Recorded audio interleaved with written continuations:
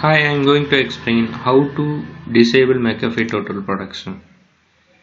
In the right side of the Windows 10, you can see small arrow mark. Just click on that. You can see the small icon which shows McAfee Total Protection. Just right click on it.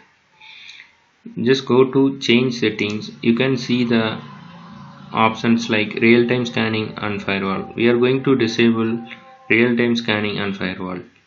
First, click on that real-time scanning.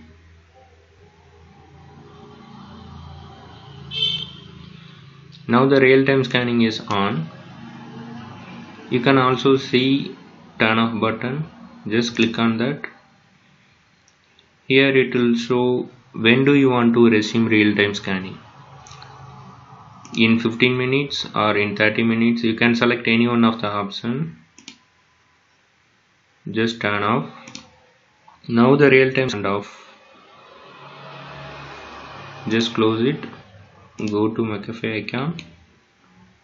Go to change settings, then firewall.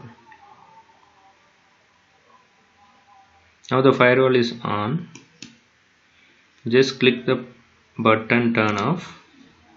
Select any one of the option to resume the firewall. Turn off button.